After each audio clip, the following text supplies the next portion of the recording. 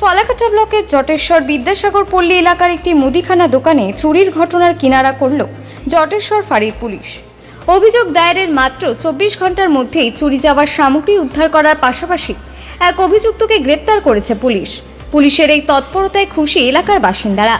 জানা গিয়েছে, গত 1 জুন জটেশ্বর বিদ্যাসাগর পল্লী এলাকার একটি মুদিখানা দোকান থেকে বিভিন্ন সামগ্রী চুরি হয়ে যায়। ঘটনার পর ওই দোকানের মালিক জটেশ্বর পুলিশ ফাঁড়িতে লিখিত অভিযোগ দায়ের করেন। অভিযোগ পাওয়ার পরই তদন্তে নামে পুলিশ। জটেশ্বর পুলিশ ফাঁড়ির এএসআই মিঠু মিয়া, এসআই দিলীপ রায় এবং তাদের নেতৃত্বাধীন তদন্তকারী দল দ্রুত ঘটনার তদন্ত শুরু করে।